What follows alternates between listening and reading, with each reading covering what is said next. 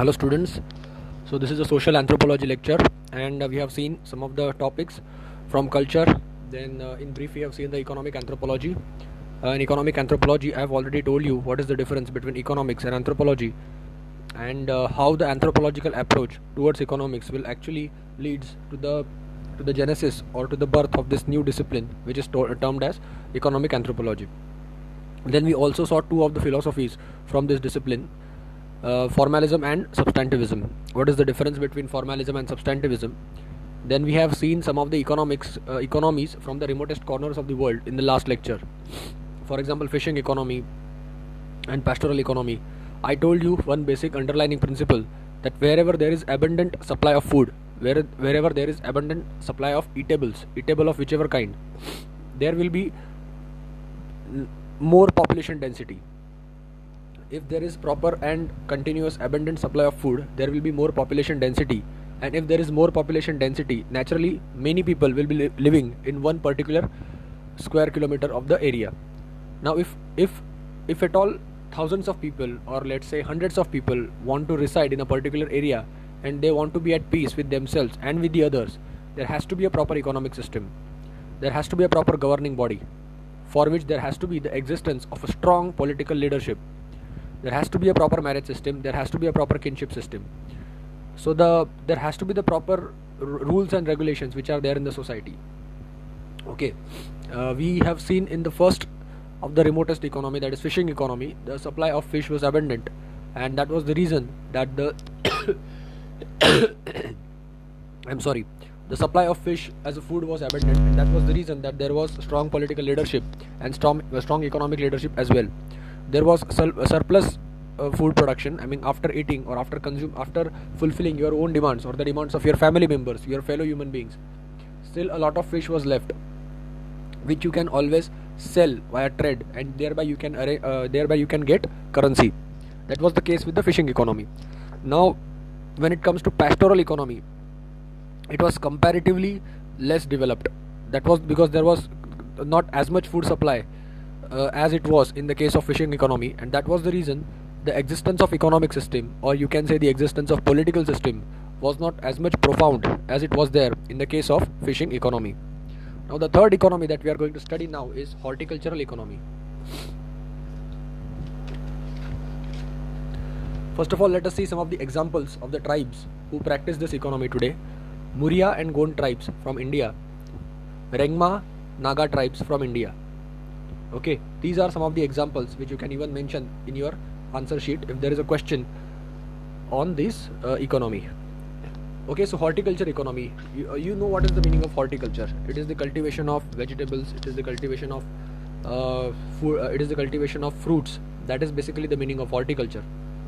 So now let us look at the characteristics of horticultural economy one by one.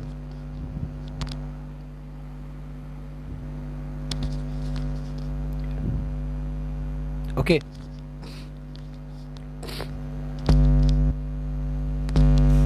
so basically horticultural economy is characterized by more sedentariness. Compared with the modern hunting and gathering societies, their settlements are much more permanent or sedentary in nature. Most groups move only very few years when they are forced to by the exhaustion of the soil. That is the first characteristic. Horticultural economy has the characteristic of supporting low to moderate population density. Horticultural practices yield more food from a given area than is generally available to hunting and gathering people. Consequently, in effect, horticulture is able to support larger, more densely populated communities. Horticultural economy is characterized by small to moderate size, self-sufficient local groups.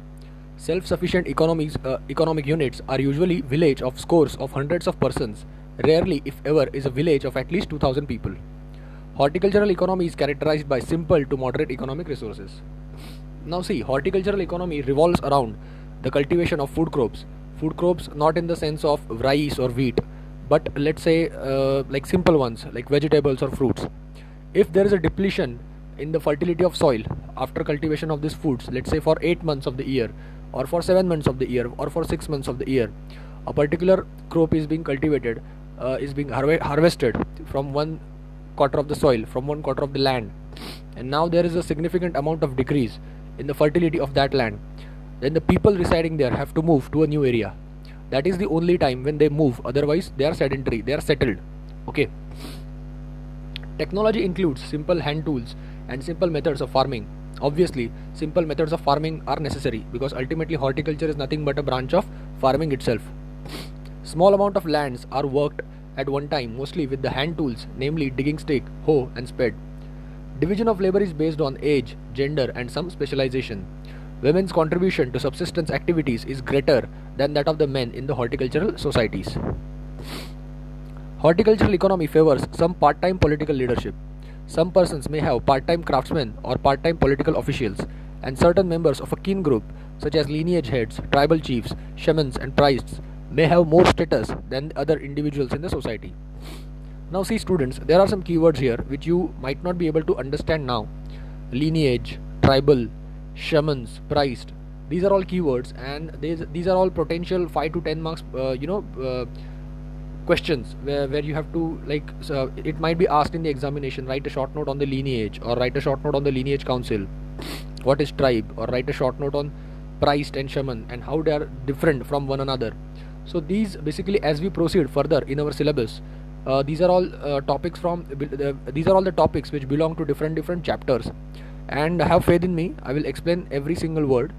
But right now just understand that there is a kind of part-time political leadership. Again, adhering to the principle which I just now mentioned in the beginning of the lecture, that if larger group of people are residing in a particular area, there has the rules are supposed to be strict, the rules are supposed to be strong. So the political system, the economic system is supposed to be intact. On the other side, if comparatively lesser number of people are living in a particular area, the rules and the regulations can be easier. Okay, so that is the thing here. Here there is no, since the population density in horticultural economy is not as much high as it was in case of fishing economy, or it will be in the case of hardcore agricultural economy. So the political leadership is also not that much intact. It is part-time political leadership. Okay, so that was it about the horticultural economy. Now let us move on to the last topic of this chapter, that is agricultural economy. As the name indicates, agricultural economy is completely based on agriculture.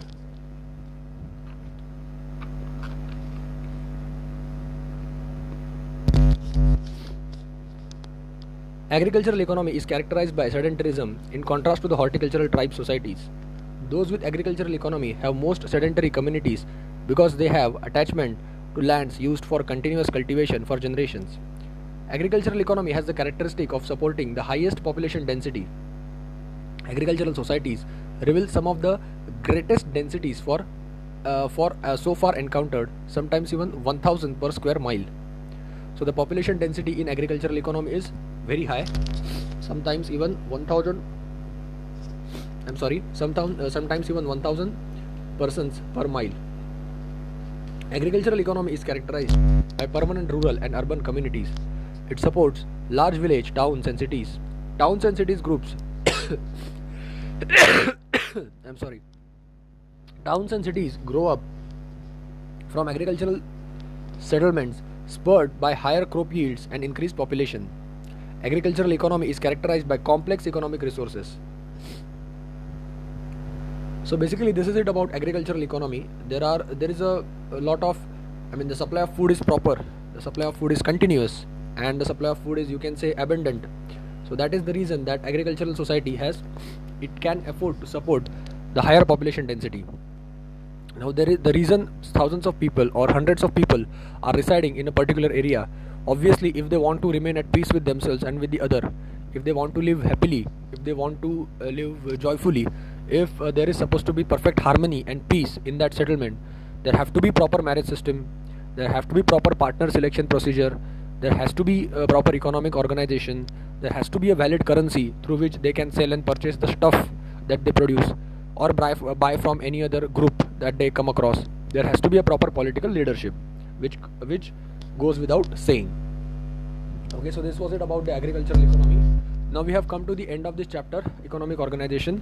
I have taught you two chapters. Number 1 was culture, and number 2 was economic organization. Again, I tell you, these video lectures are very much important. They will make you fall in love with the discipline of anthropology. They will give you the test of the anthropology, which is necessary if you want to get into the depth of it. But a word of caution, please remember, these lectures would not suffice. I mean, these lectures are important, but certainly not enough. You have to dig deeper into the subject if you want to get good marks like 320 plus or 330 plus. And you have to read books, you have to make your own notes, you have to by heart them, you have to learn them, you have to read and revise them again and again and again. You have to write proper test papers, and all these things will go without saying. Don't worry, rest assured, I will make a separate video which will tell you about what all resources are to be referred if you want to cover this discipline properly. But for the time being, just you can restrict yourself to these videos. Again, I'm assuming that all of you are preparing for the next year attempt, that is 2021 attempt. So there is a lot of time in your hands, and you can go step by step. Kindly do not rush in. A humble request again, carry a syllabus document with you, carry the copy of previous year questions with you. You can get it from upsc.gov.in, which is the official website of UPSC, so that you will be able to keep a tab as to whether we are going in the right direction or not, you know.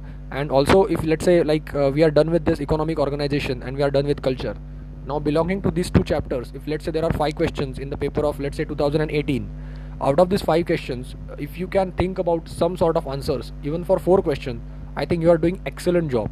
I mean, you are simply rocking, you are doing brilliant job. Okay, at this stage I'm not expecting you to write big answers. I don't want you to draw diagrams. You have to draw, but obviously at the later stage. At this stage, even if you can contemplate some sort of rough answer in your mind, I think you are a super genius. Okay, and I can assure you that if you listen to the lectures, if you listen to the discussion which is happening in this lecture, and if you follow the footsteps which are given by me, the steps which are given by me, you will definitely cover the discipline in the proper way. Okay, the pamphlet that you are watching on the screen, they are my coaching institutes. I mean, it is of my coaching institute, and if you want the full guidance for UPSC, for general studies, for prelim, mains and interview integrated, or even for anthropology optional separately, you can always call me up, and there is a full coaching available obviously. So lectures will happen, online lectures will happen. The address and the contact numbers are mentioned.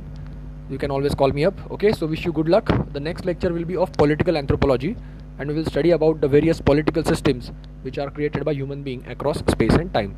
Wish you good luck.